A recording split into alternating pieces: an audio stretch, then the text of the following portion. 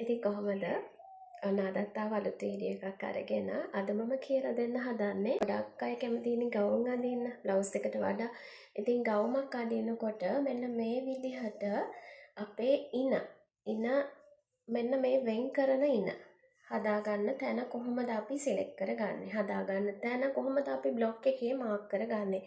ඉතින් ගොඩක් වෙලාවට සමහර වෙලාවට බඩ තියෙනකොට පහලින් ඇන්දොත් එහෙම බඩ ප්‍රමාණයත් එක්ක බඩ ලොකු අයගේ එක පොඩ්ඩක් හැතට පේනවා.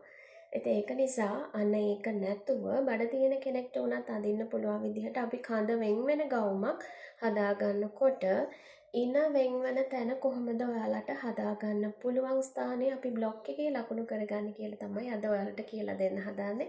ඉතින් මේ විදිහට කඳ වෙන් වෙන ගවුමකදී අපි මෙන්න මේ ඔයාලා දකිනවා ඇති මේ විදිහට අපිට නැරෝ වේස්ට් එක තියෙනවා. නැරෝ වේස්ට් එක කියන්නේ අපේ ස්වභාවික ඉනට වඩා උඩින් පිහිටන ඉන. එතකොට ස්වභාවික ඉන අපි හඳුනගන්නේ කොහොමද? ස්වභාවික ඉන කියලා එහෙම නැත්නම් නැචරල් වේස්ට් එක කියලා කියන්නේ අපේ මේ වැලමිට නැවුවට පස්සේ මෙන්න මේ වැලමිට මෙන්න මේ ඇඟේ ගෑවෙන තැන තමයි අපේ නැචරල් වේස්ට් එක වෙන්නේ. ගොඩක් වෙලාවට අපි සායක් අඳින්න එතනට. ඊට පහළටත් අඳින්න පුළුවන්. නමුත් අපේ ඇඟ හැඩවීමත් එක්ක මෙන්න මේ වැලමිට ගෑවෙන තැන මෙන්න මෙතන තමයි අපේ ස්වභාවික ඉන පිහිටන්නේ. ගොඩක් වෙලාවට මෙතනින් තමයි අපි සායක් අඳින්නේ. එතකොට ගවුමකදී ඉන මෙන්න මේ මෙතනින් වෙන් කරොතින් ඒක ටිකක් අවලස්සනයි. ඒක නිසා අපේ ඉන චුට්ටක් උඩින් වෙන් කරන්න පුළුවන් නම් ඊට වඩා උඩින් වෙන් කරන තැන ලකුණු කරගන්න පුළුවන් නම් ගවුමක මනානිමාවක් එක්ක අමුතු ලස්සනක් තියෙනවා. ඉතින් ඒක නිසා මේ නැචරල් වේස්ට් එක සහ අන්ඩර්බස් ලයින් එක අතර මැද ඒ කියන්නේ අපේ නැරෝ වේස්ට් එක ඔයාලා මේ විදිහට ඉන්නට අත තිබ්බොත් අපේ ඇඟේ නැරෝ එකක් තියෙන තැන. එහෙම නැත්නම් ඇඟේ බෑවුම මෙන්න මේ වගේ ඇතුළට යන තැන තමයි අපි නැරෝ වේස්ට් එක කියලා කියන්නේ. එතකොට අනේ නැරෝ වේස්ට් එකෙන් අපි මෙන්න මේ විදිහට කඳ වෙන් කරාම ගවුමකදී ඒක හරිම ලස්සනට පේනවා. බඩ තියෙන කෙනෙක්ට වුණත් ඒක අවලස්සනකින් තොරව ලස්සනටම ගවුම හදාගන්න පුළුවන්. ඒක නිසා අපි බලමු බ්ලොක් එකේ කොහොමද එතන මාක් කරගන්නේ කියලා සහ අපේ ඇඟෙන් කොහොමද ඒක මැනගන්නේ කියලාත් අපි අද බලමු. එහෙනම් යමු වීඩියෝ එකට.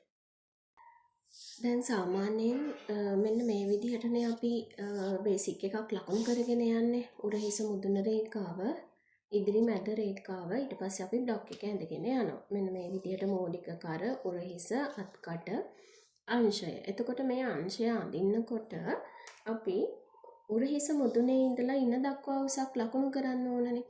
එතකොට දැන් අපි කඳ වෙන් වෙන ගවුමකදී උරහිස සිට ඉන දක්වා උසට අපි නැචරල් වේස්ට් එක ලකුණු කරන්නේ නැතුව. ඒ කියන්නේ අර මම කිව්වේ අපේ වැලමිට ඇඟේ ගෑවෙන තැන ලකුණු කරන්නේ නැතුව. එතනට උස නැතුව අපි කෙලින්ම නැරෝ වේස්ට් එකට උස ලකුණු කරගන්න පුළුවන්. එතකොට අන්න ඒ තැන හොයා ගන්නකොට ඔයාලා කොතනද මාක් කරගන්න ඕනේ කියන එක තමයි අද මම කියලා දෙන්නේ.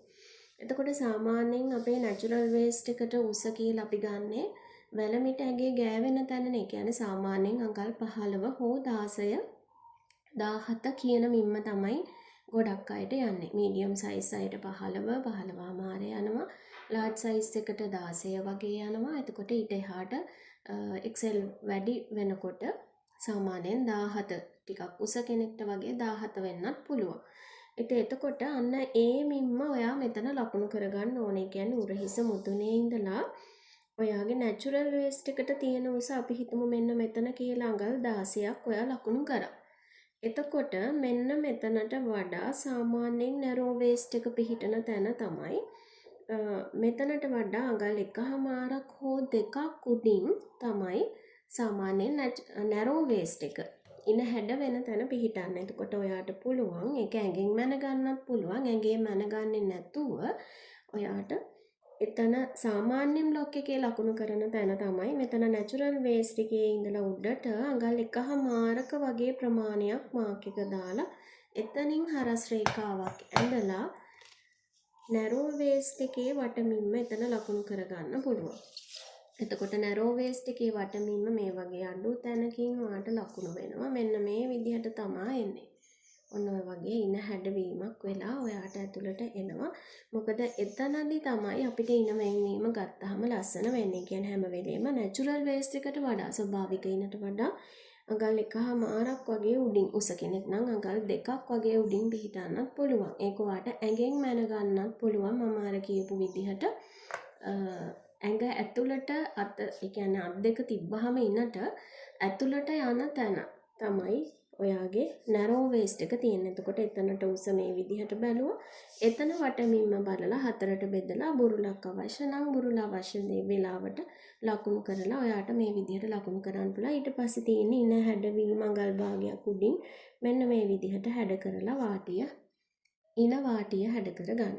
එතකොට එතනින් පහළට තමයි අපි ගන්න සාය කොටස නිර්මාණය වෙන්නේ. දැන් කඳ වෙන්වන ගවුමකදී ඉන වෙන්වීම මෙන්න මෙතනට ගන්න. එතකොට ඔයාලට ලස්සනට ගවුම මහ ගන්න පුළුවන්.